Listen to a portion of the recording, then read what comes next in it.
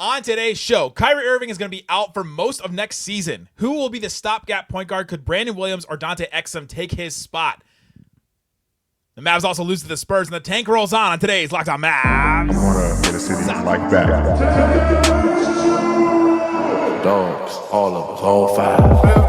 You are Locked On Mavs. Great, Wesley. Your daily Dallas Mavericks podcast. No one's dying. Part of the Locked On Podcast Network. Still can't leave you.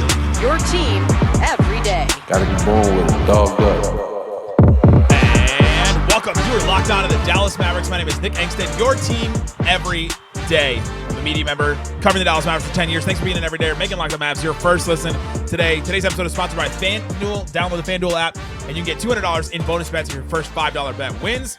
And joining me here on the couch, as always, my co-host, media member, and the Spurs Sultan, the One More Thing King. What you got for me, Isaac Harris? Sultan from like Aladdin. That's right.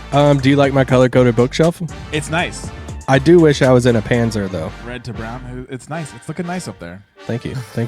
And as always, the post-game prodigy from the Great Slightly Biased YouTube channel. It's a three-man weave. What you got for me, Slightly Biased?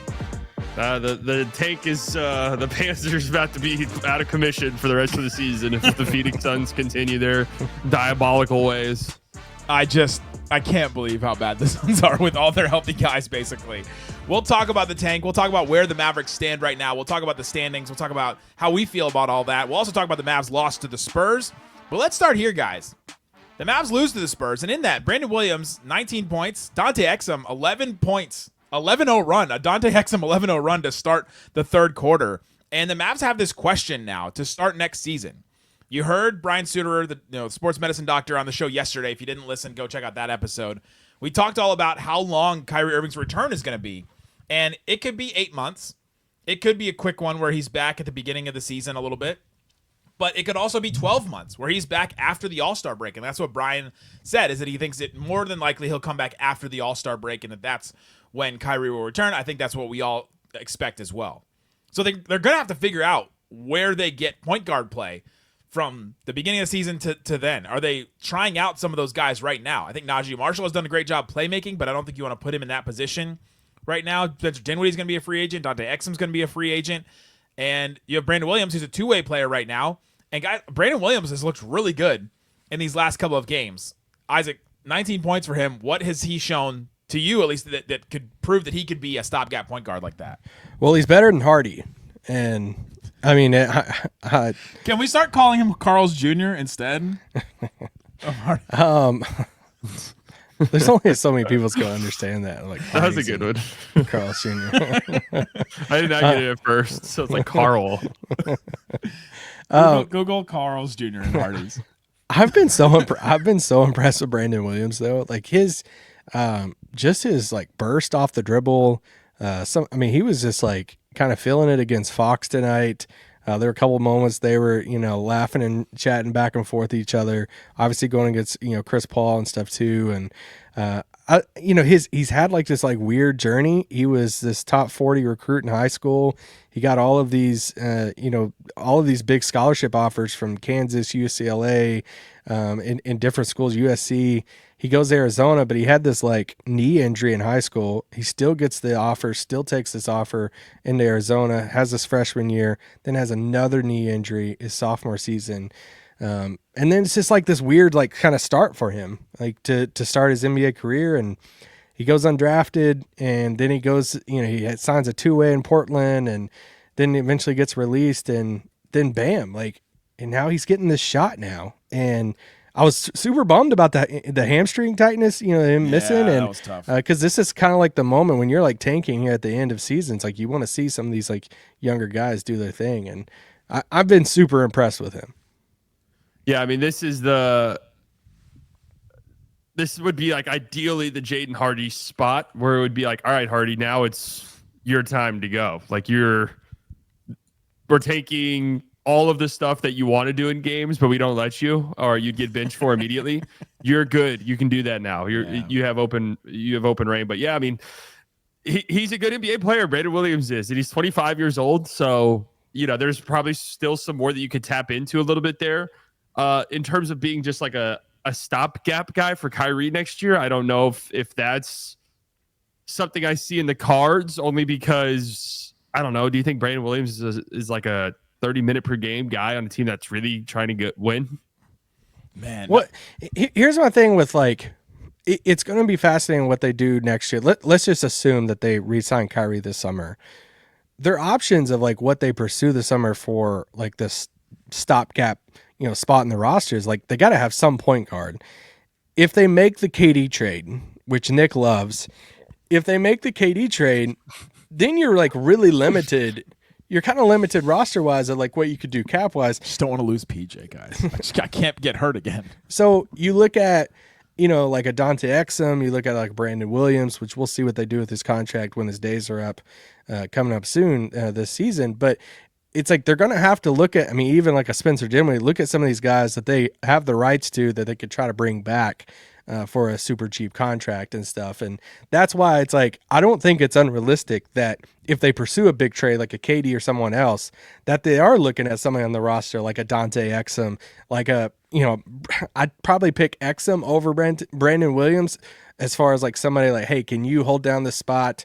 Let the other guys cook and do the offensive side. You do kind of the dirty work. I think Exum's more of a dirty work kind of guy compared to like a Brandon Williams. But I love Brandon Williams, and I wish so bad that they can bring him back as like a third guard off the bench somehow. Yeah, either of them I think could be options for him. And if you are going to do that KD thing where you have two $40 million contracts and a $50 million contract too, your money options are just so limited. Like, look at what the Suns have had to do the first couple of years when they had KD, Beal, and Booker. They were bargain basement hunting too, and they were trying to figure out who they could fill in different spots. They didn't have a point guard for a while, and then they get Tyus Jones on this minimum deal, and everybody thought it was this coup, and now that really hasn't worked out for them at all. But yeah, just with Brandon Williams, to answer slightly this question, I don't see him as a 30-minute per game guy, but they are going to have to cobble together some form of minutes and some form of playmaking, scoring as a guard, and things like that, setting up in Anthony Davis, because he doesn't just get all his offense himself. They are going to have to figure out something like that. And I honestly think that you have, you get Dinwiddie, Exum, and Brandon Williams. If you can keep those three guys, then maybe that's enough to just hold down the fort. Would you rather do that, or would you rather try and get somebody?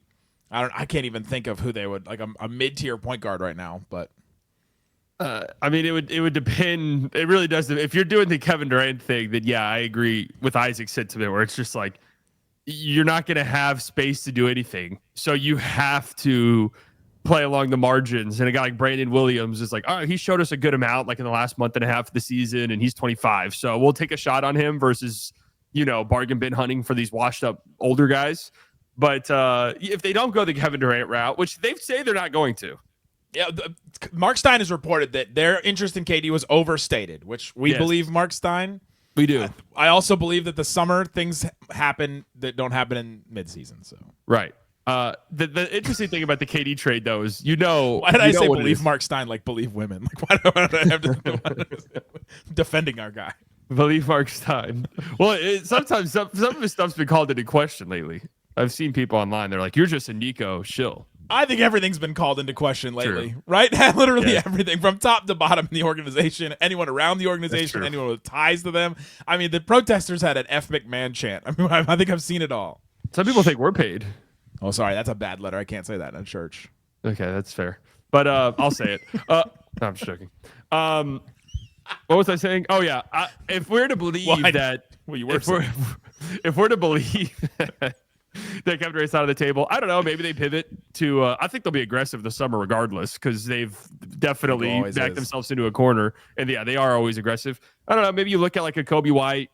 There's always guys, you're speaking my language. So love, bro. Love this. But I don't know what his market's going to be. I think people kind of undervalue it, honestly, or underestimate what it could be. But the offseason's always interesting because there's always players that pop up that you don't expect.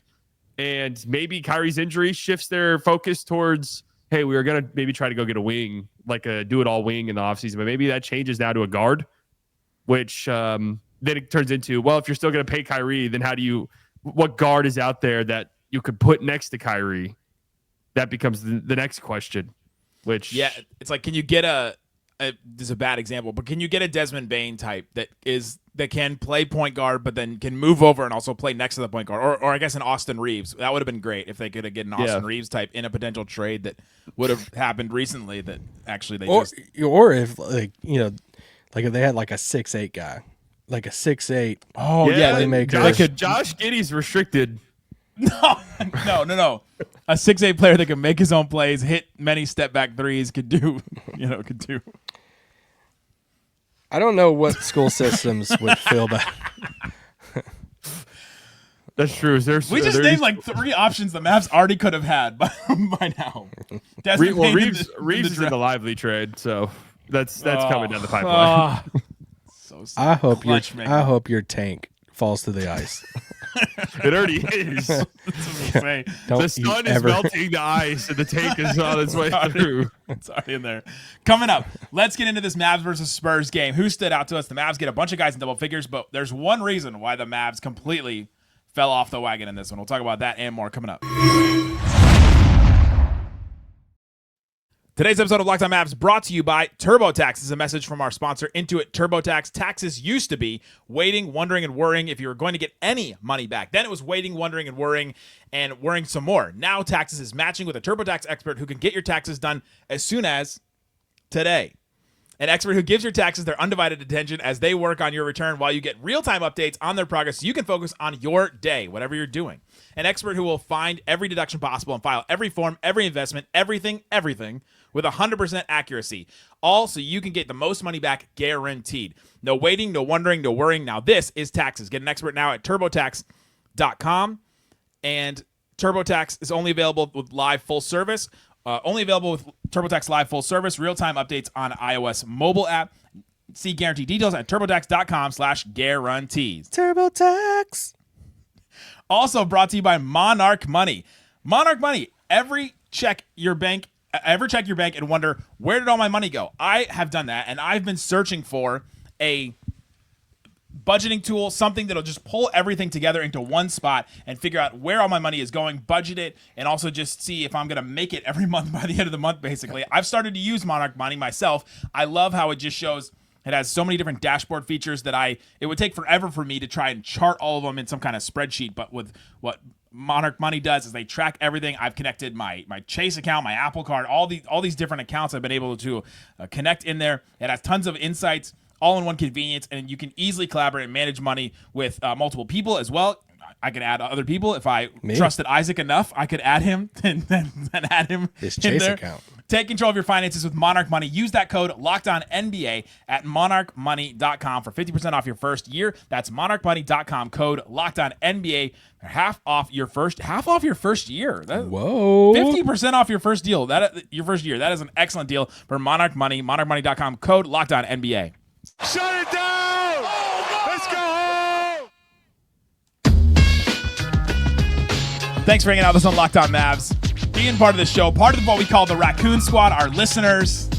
I love when people scream that at me out in public and out in the wild. I was going to get groceries yesterday, walking in Kroger, and guy stopped me on the way in. Gotta love that. Raccoon Nice. Squad. Gotta love that. We're talking about the Mavs lost to the Spurs today. They lose 126 to 116. Gentlemen, the offense was good enough. I thought they got enough offense. They generated enough. They had enough guys in double digits. Their defense just completely fell apart. 44 points allowed in the second quarter, 33 points in the third quarter, and they allowed 66 points in the paint from the Spurs. The Mavs still don't have bigs. They played Dwight Powell 16 minutes. They played Isaac's favorite, Kessler Edwards, 28 minutes at center, and he did pretty well in the dunker spot on offense. But defensively, I mean, you could just go in the paint, and that's something that the Mavericks really struggle with. But De'Aaron Fox he finally woke up and looked like an all-star guard, actually. Yeah, he played great tonight, and it felt like the Spurs realized after the first quarter, they're like, oh, wait a second. They had 58 points in the paint second quarter onwards. So they realized there was a very big glaring weakness for this Mavericks team without their bigs. And Fox just, too quick when you don't have anybody realistically who can help you out defensively in the back line. Like a guy like De'Aaron Fox is just going to carve you up. So this is why a couple nights ago I was like, De'Aaron Fox, like what is going on with him? Like what was that? He looked bad last game, and he didn't even realize he was on the court sometimes. I mean, he took like 14 shots 13 shots a couple of games ago when the Mavs beat the Spurs, and that just felt inexcusable. He finishes with 25 field goal attempts in this game, so expected that. And yeah, you saw when he gets going downhill, he has that just lightning quick first step, so quick. And when it's Klay Thompson back there or even Kessler Edwards back there, you just don't really stand much of a chance of stopping him. So once the Spurs sort of realized that, it was a wrap. I mean, the Mavericks weren't going to be able to generate stops at a high enough rate. Didn't the Spurs have like 11 straight possessions where they scored? Yeah, it got pretty ridiculous. The offensive output from the Spurs, absolutely brutal. Really, for the first quarter. In the second quarter, they scored on 11 straight possessions. Yeah, I mean, they shot 60% in the second quarter, 60% in the third quarter. Like, they just weren't missing. I know I make a lot of jokes about rebounding stuff, but it's you look at it's the offensive rebounds that kills you, and especially when you don't have the size. But 16 points, second chance points, that stuff just kills you, especially in games like this. So it would just, I feel like you're gonna have nights like this whenever you have a roster, that they're throwing out on the floor like this, where some nights you're gonna be able to piece it together and pull off a win against another team that's trying to lose games too, in the Spurs. But the Spurs came out tonight and looked like the hungry team, and they're like, hey, we're trying, the Spurs are wanting to lose games too, but those players are like, we're not going to get beat twice on our home court by these guys. Especially with that Fiesta court. Looking nice. Yeah. So you're all right, Isaac? What? It feels like you're just very self-conscious about the microphone holding. Because this guy keeps on staring at me. I don't know what to do right now. Anytime I No, how you were holding how I usually hold it in person, or I just hold it with my fingers like this, and everybody makes fun, and people make fun of slightly. I'm like, man, I got big hands. I don't know what you guys want me to do. Whoa, I look yeah. I look big hands. Well, I'm just going to go. Not in my case. You know what big hands mean? Great quarterback. I'm just going to not in my case either. Send that guy to the combine. I'm just going to Dom Toretto Corona this. Well, you can just hear every time you muffle the microphone. All right. Hey, you want to know a fun fact about me? Oh, we just learned one earlier. I was the quarterback in middle school, 7th and 8th grade. Wow. We didn't win a single game, and beyond that, we didn't score a single touchdown in the entire 2 Stop. years. Swear a single to God. touchdown? Did you go home? Did you go home and grind film?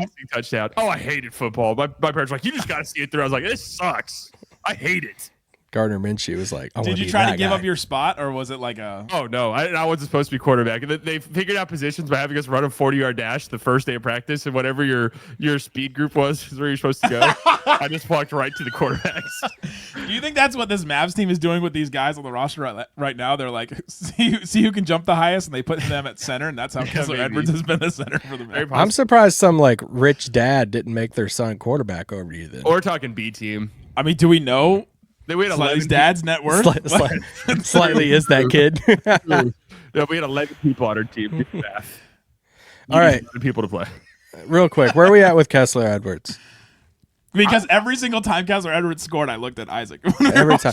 I just said a few weeks ago, I'm like, hey, I'm done with it. Kessler Edwards experience. I've had enough. This was before the Omax injury too, and I was just like, I'm just kind of over it. I don't. But now he's had 2 straight games, so are y'all all in? You hey, he needs a roster spot, or is he going to be a Hornet? Define all in. Yeah, I'm all in as he could be a 13th man, he's on the roster in some way and can fill in at times. But if he's going to play a bunch of minutes, then your season has already gone bad, right? I think that's where I am with him. Okay. I really respect and admire what he's done, honestly, because he's being tasked to do something that that's just not who he is. And I will say I do find it, if they have to make a decision, which they might, I really don't know how the contract stuff works. It's very confusing to me. But if it's we can only convert one of these guys, I'd be interested to see who it is, honestly. Because so after April 10th, they're allowed to do another roster spot. Who would you pick right now? Well. Yeah, Kai Jones, who's played 1 game, which maybe he comes back and still has all those games. It isn't him. Then you have Kessler Edwards, who Jason Kidd has started at center for weeks and weeks now, and then you have Brandon Williams, who we just talked about could be a stopgap point guard for the Mavs. I mean, personally, I think Brandon Williams has maybe shown enough for your now in your specific position, you might really need that, and hopefully you get your bigs back if you like care that much. If you're not tanking at that point, but I kind of feel like they would pick Kessler, honestly. That's exactly how I feel. I'd pick Brandon Williams, but I feel like they'll pick Kessler Edwards, and someone will snatch Brandon Williams up so fast. And when have the Mavs done things that we didn't want them to do? I mean, I'd never. AJ Lawson 30 bomb a couple nights ago. Oh, in Toronto. Wow, I forgot about that guy. Yeah. I saw everyone was like, well, there's another Nico one. I'm like, really, guy? AJ? That's great. I mean, if we're going to do it with Quinn Grimes, we might as well do it with AJ Lawson, too. I did have a conversation mid-game with Nick of like, I wonder if this is why Hardy's gotten so much like chances and the extension, because that was Nico's first draft pick. And that was a good point. Yeah, it could be. He doesn't want to give up on him. Hardy's going to be here as long as Dwight Powell. It's like, I still have hope. Well, that's why I say I feel so confident with Kyrie resigning, because I don't think people like that was Nico's first legitimate get. Yeah, where he brought somebody in and took a risk on the player. He took a risk on KP not panning out, and so that was the risk on a guy going out. But yeah, Kyrie was the first one coming in for sure. Rob's like, hey, you want to hit up our Ascension? You want to talk Hardy? Nico's like, no. Said our Ascension. I don't want to do it. The LA version of Ascension. Wouldn't it have been funnier if they did it at La La Land instead of at Ascension? Yeah, it would have been funnier. It would have been way funnier if they did that meeting. I rock with La La Land. Oh, I know a lot of people do it. Hey, if you want to sponsor the podcast, I would love for La La Land to sponsor. We got yellow books in the background. It matches the aesthetic. Coming up, the tank. The Mavs roll on. Where do we stand with it? How far can the Mavs get up now? And are they still going to make the play-in? We'll talk about all that and more on today's Locked On Mavs. Today's episode of Locked On Mavs brought to you by FanDuel. FanDuel Sportsbook has all kinds of props and odds, things that you can use to get in on the action, Isaac. I like the action.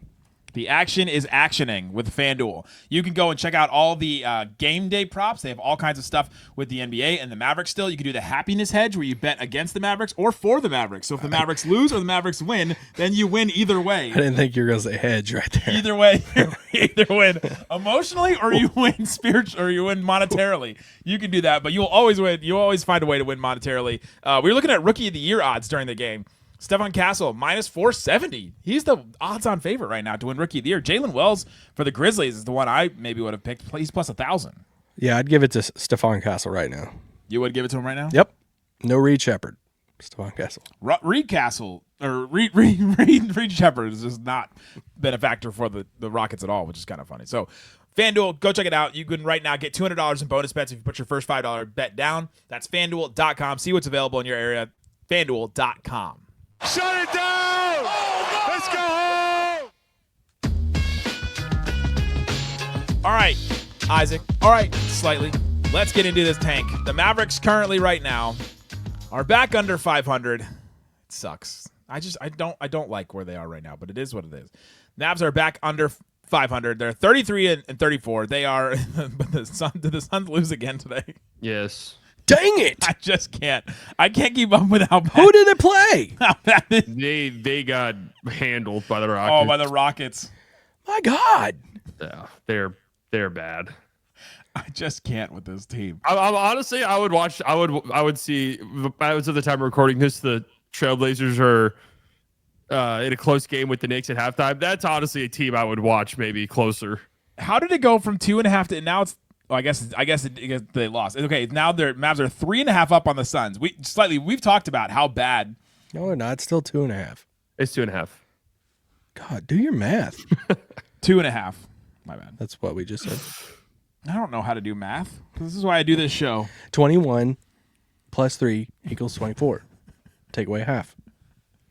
This is the part that's not on TV, so it's a little looser. I'm glad I didn't do bad math on KFAA. That's great. Who do the Suns play next? The Mavs are 2.5 games above the Suns right now, and you've got the Mavs tank standings right now. How do we feel about which direction the Mavs are going right now? Because we talked about the Suns' schedule. It's really hard. They keep losing these games. The Mavs won a game against the Spurs, so at least they've proven they can win, I guess, with this roster. They may get PJ back. They may get Anthony Davis back at some point. Where are we? The Mavs are 2-8 in their last 10 games. This includes a 1-5 stretch since Kyrie went out, and the Suns have gained one singular game on them in the standings. I mean, we talked about the last episode. Isaac, I recommend you go look because I don't want to go through the teams again. But the Suns' schedule to close out this season is absurdity. It is one of the crazier 10-game stretches I've seen a team have at the tail end of a season. But they do have Sacramento, LA with no LeBron, the Lakers no LeBron, Toronto, and Chicago.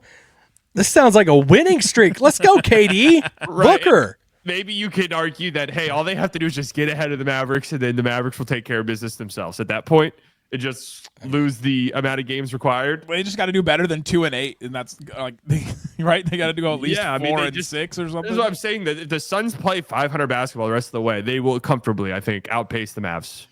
But they're running out of time, though. Yeah, I know. That's why I'm saying Portland. I would watch. Maybe they get hot again because they had a crazy stretch like a month ago. I mean, how many games ahead of Portland are the Mavericks right now? Senor, I have it up. Wait, what'd you say? They're up 2.5 on Phoenix. They're 4.5 up on the Blazers. Yeah. 3 up on Miami. 4.5 up on the Blazers. Miami. 4.5 up on the Spurs. 5 up on the Bulls. But there's a scenario where the Bulls make the playoffs because they're in the god awful Eastern Conference. Yeah, I mean, I feel like I've been in this camp for a bit. They got to lose out, man. Like, we got to just be done with it. Like, take the dog out to the farm. Like, I mean, and do what with it? And let it roam free and be happy, right? I mean, chase squirrels. That's right.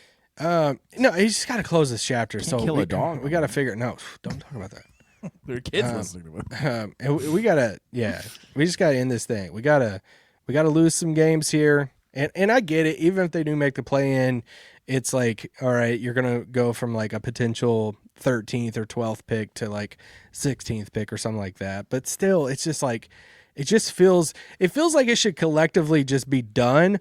But because Nico, like, I was talking with somebody, okay, hold on, clear out for a second. I was talking to somebody earlier today, and this is one of the things that I've been frustrated about this too, is there's been so many people that's like, hey, can we just like stop talking about the Luka trade and all this stuff? It's like, no, there's been these things that we're still waiting on that will still bring this story back to light. Another, the first one's going to happen is when April 9th, when the Lakers come into town. Yikes. Luka's going to torch the Mavs. The Mavs aren't going to be playing for anything. They're going to be trying to lose. And I don't know what's going to happen. I mean, there's going to be chance in that game. I don't care how much they try to stop it. They're not going to be able to stop it. But then another thing, like, Nico still hasn't talked to the local media, and he still has to. It doesn't matter how long he waits at this point. It's still, like, the questions aren't going away. So end of season press conference, it's going to be brought up all over again. If he doesn't talk then, he's got to talk at the draft. And you know what? It's going to overshadow the draft pick. Nico answered all these questions about the Luka trade and all that stuff. So it's like, this trade won't go away. It's going to recycle over and over again because of new things that still hasn't taken place. And some of it's all of it's self-inflicted. But I mean, the part of like, Nico should already talked at some point, but now it's going to resurface at the end of the season. And that's stuff we're just never going to be done talking about it. I mean, from a national standpoint, anytime he plays well in the playoffs, anytime he plays well, period. Yep. I mean, it's the biggest story from a transactional point of view in like a decade in the NBA. I mean, it's one of the craziest trades ever. It's the biggest story in the league still currently. What was the CeeDee Lamb quote earlier today? He did an interview and was like, "Man, they sunk the city with that one," or it was something I got. Was he talking about the Cowboys record this year? Whoa! I always find it funny too when it's like we do a Mavs podcast and they just did one of the craziest trades in the history of the league. And so they killed the city with that one.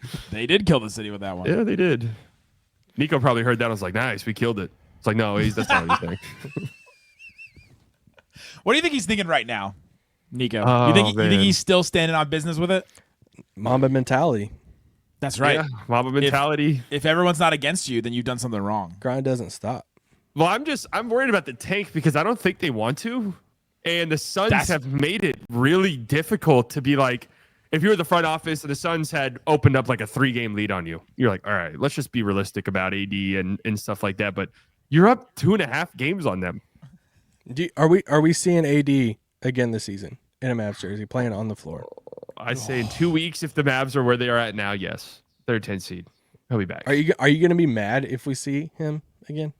I'm gonna get really mad if he gets hurt, but I won't be mad if we see him. I won't be mad because I'll just accept it. It is what it is. They're gonna do it. If it looks like you're making the play-in tournament, then bring him. Like if it's just, hey guys, no matter what, the Suns aren't passing us. They refuse to win games. It's like, all right, well then bring AD back. As the resident, I hate the play-in tournament participation trophy. No, I hate it all. So you don't want AD to come back at all then? No, I don't.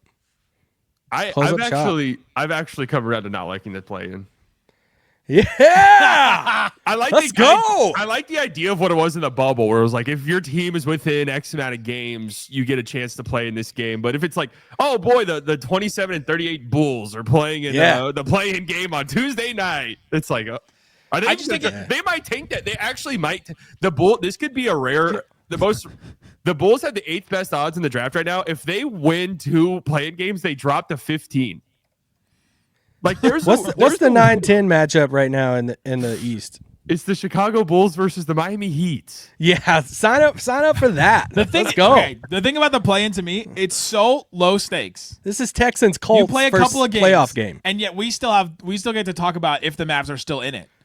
If we didn't have the play-in, really, we'd just be talking about. Are you excited for DeRozan Kessler Edwards matchup like stats? But it doesn't matter because it's just one game.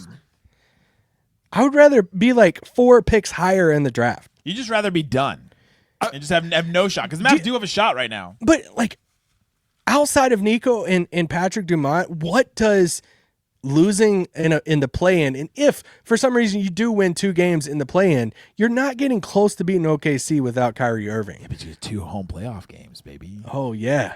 You wanna know something interesting? I was thinking about this earlier. Are we this gung-ho with thinking because we have been lucky to be fans of a franchise that has been competitive for the better part of 2 decades? I've been anti-tank historically on this podcast. Like I've been so anti-tank. I've never been all in on a tank more than what I am now. It's both like I think the smart thing to do, and also just everything that's happened this season.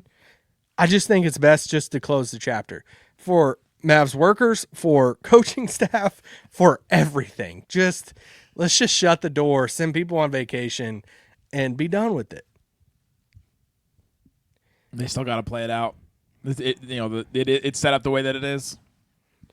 Yeah, gotta get that. And the Suns haven't taken it, and that's the thing that I come back to with this whole tanking conversation is that it's wild the Suns still haven't taken this. And like Slightly said, if they had this 3-game lead, then there'd be no question that they're not going to play Anthony Davis again. There's no way. But now they still have this lead over them. We gotta get Dwight Powell, playing experience. Kai Jones, the playoff. He is the only person left from the Mavericks, like maybe in the entire organization that's been there the longest now. No, Nick, but he hasn't had to Isaac's point, he doesn't have playing experience. That's what I'm talking about. Like, we gotta check all the boxes. Like no, and he's like, no, guys, I've won a finals game. It's like, no, we need you out there on the play. What if they came out and said it? Like, hey, we want to get Dwight a play-in game. Win it for DP. Well, yeah, DP. Put a patch on our right jersey. Now, the Chicago Bulls might tank the play-in game. I don't know if it's ever happened. They might. I think the Hornets did 2 years. Welcome to the Mavs experience if they make it. They're going to say Levine and DeRozan. Here you go. The Mavs wouldn't host the playing game because they'd be 10, right? No. I was going to say, how would Mavs fans respond? How would Mavs fans respond to a Mavs Thunder first round series like game 3 and game 4? They'd be there. Yeah, everybody would be hyped like at the game. Making the playoffs would be sick. I mean, you have to think of the context of that would be you won 2 road play-in games, AD's back, and presumably played well. Like, this is the question I posed to Isaac earlier today. If the Mavs win 1 game on the Thunder and we get that one moment, is it worth it to do all this instead of tanking? I want to make myself very clear. If they make the playoffs, I'm in. If you guarantee me they made the playoffs. Well, then this is your chance. Then why are you upset? The Mavs still have a chance. I don't think they're winning a play-in game. Like, they have to win 2 road play-in games. Yeah. Kings. Well, this roster, but if they have AD back, what if they get AD and Lively and PJ and they don't have? They don't have guards, man. They haven't even. I think you can still beat this Kings team. You could probably beat the Kings team, but then you'd have to beat a tough Clippers or a Timberwolves / Warriors / Tough. Rockets, maybe, if they fall off. I don't want to risk the injuries on it. I just like AD. No. Okay. Let us know in the comment section on YouTube and on all the socials at Locked On Mavs where you stand with this. Guys, go check out Slightly Biased Great YouTube channel all the time. Subscribe to the Locked On Mavs newsletter, LockedOnDaily.com. Great stuff going there all the time. We'll be back tomorrow. Tim Cato is coming on to talk about his fan survey. Great stuff there. Thanks so much for listening to Locked On Mavs. Peace out. Boom. Ask Tim Cato about the slightly unblockables.